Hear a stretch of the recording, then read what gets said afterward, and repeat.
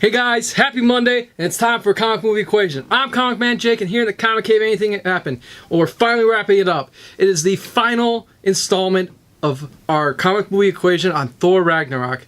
And today we're going to be actually having a guest artist We're going to be having Professor Marks actually explaining the third and final installment, the main point of the whole equation, which will be Thor Ragnarok. So, let's get started. Hi everyone, I'm Professor Marks, and as Comicmanjake just told you, I'm here to talk about Walt Simonson's work on Thor. So he wrote Thor for quite a long time, in the mid-80s, so he wrote about 40 issues on the title, and that is the main source of inspiration for Thor Ragnarok. So today I'm going to talk about three significant plot elements that Thor Ragnarok takes from this run of comics, as well as one other sort of fun scene that they adapt directly.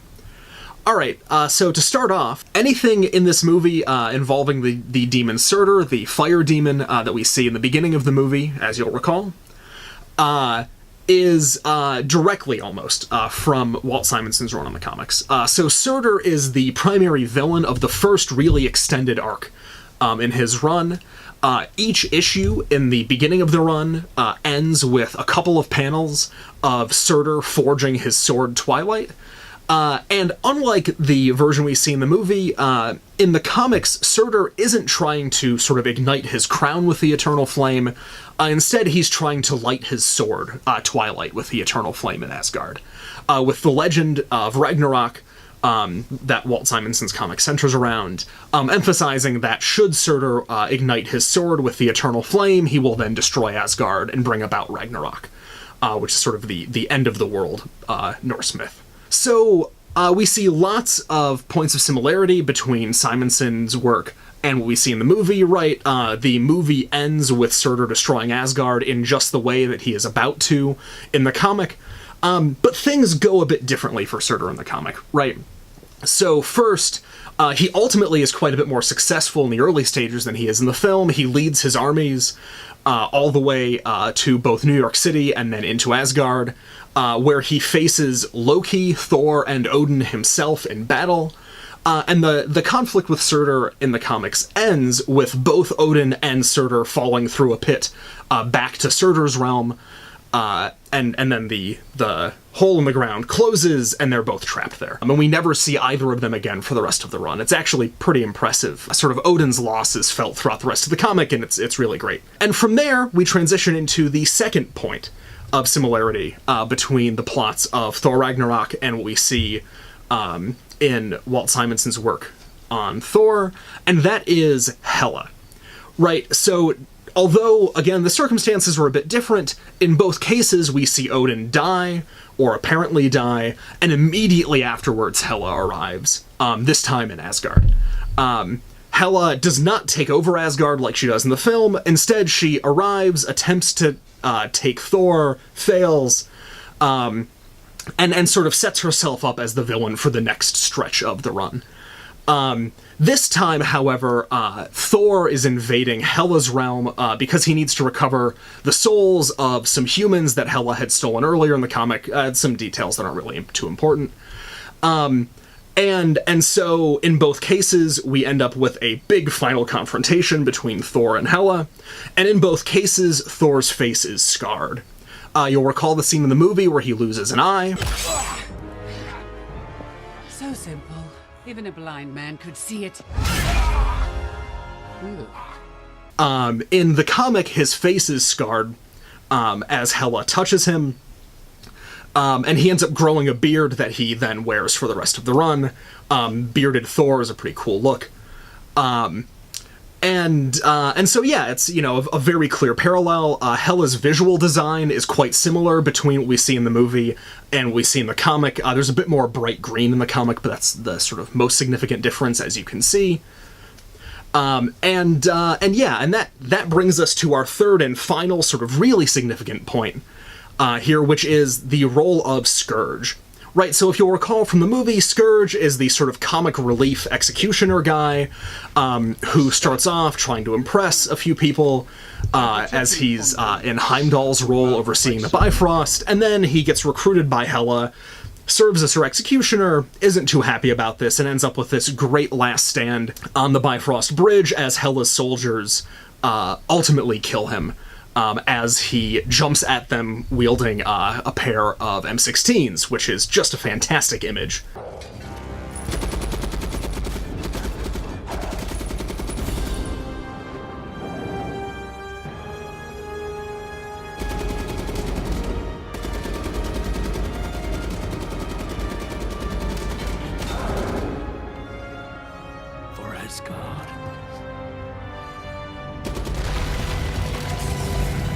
So, in the comics, we get the same set of circumstances appearing at the end, more or less, but through a very different character arc.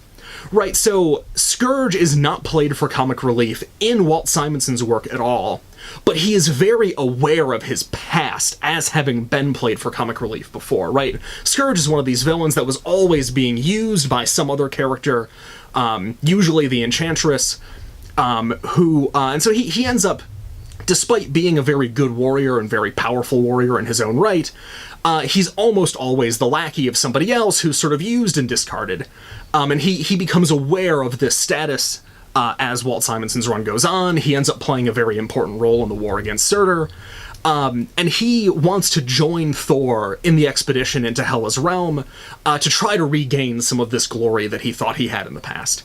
And this leads to the last stand, this time on the bridge out of Hell. Right, so Scourge tells Balder and the others to take Thor and go. Thor at this point has been incapacitated after his face was scarred. And they all flee across the bridge out of Hell, while Scourge alone stands against the horde of, basically skeleton soldiers, the Draugr. For anybody familiar with Skyrim, that's where that term comes from. So we get a very similar scene, right? Scourge dual-wielding M16s that he had picked up in New York in the war against Surtur. And there's just this incredible page, as you can see right here, that shows us what happens, and it's really one of the most moving sort of last stand moments in comics, I think. It's really fantastic. Okay, so finally there's one more sort of really fun scene that I think I should mention. So if anyone can recall from the beginning of the movie, when Thor returns to Asgard to find Loki disguised as Odin watching, some theater depicting the events of the end of Thor the Dark World. Yes. Besides, I've been rather busy myself. Watching theater? Well, board meetings and Security Council meetings. Are you really gonna make me do it? Do what? You know that nothing will stop me on here as it returns to my hand. Not even your face. You've gone quite mad. You'll be executed for this. And I'll see you on the other side, brother. All right, I yield! There's a great moment when Thor throws his hammer, grabs, Odin/Loki by the back of the neck, and threatens him that, Mjolnir will, of course, return to its master's hand, and so he'd better undo the spell before that happens. And the very same scene plays out in Walt Simonson's work. So at several points, Loki curses the people of Asgard. In one particularly fun moment, we get Frog Thor for a while. But at one point, right, Loki has cast some spell, and Thor goes to Loki's palace, grabs him by the neck, throws Mjolnir, and the exact same scene plays out, right? He forces Loki to undo the spell before Mjolnir returns. So anyways, it's a really fantastic moment. To conclude, as we've seen, the two significant plot arcs of the film that are Asgard-oriented, the conflict with Surtur and the conflict with Hela, both come straight out of Walt Simonson's work on Thor. And so Comicmanjake gave Planet Hulk a 4 out of 10 for its contribution to the movie, and Jason Aaron's Thor God of Thunder a 2 out of 10 for its contribution, and that leaves Walt Simonson's run on Thor with another 4 out of 10. Now, given all we've talked about so far, you might be wondering why that number shouldn't be higher. And there are a few reasons. First is the tone of Walt Simonson's run on Thor is quite different, as I mentioned, right? There are jokes, but the events are by and large played straight, unlike in the film. Similarly, there are several arcs with the Warriors 3 in Walt Simonson's run. They play a huge role, as does Balder the Brave, and none of those characters play any significant role in Thor Ragnarok at all. Finally, Walt Simonson's run in the comics is focused around the Norse myth of Ragnarok, which centers itself on, among other things, a conflict between Thor and the Midgard serpent, and that takes up the lion's share of the latter portion of Simonson's run on the comics. There are lots of cool moments there, but none of that sort of works its way into the movie. And so yeah, we are left with a 4 out of 10. So now let's bring back Comicmanjake. Thank you, Professor Marks, for all you've done and contributed to this video.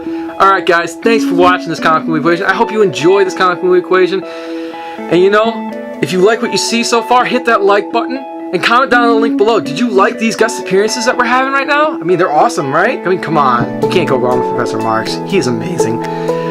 So share some love for him. And don't forget to subscribe down below so you can catch more content coming. I'm Comicmanjake, and I'll see you guys Wednesday. Peace out.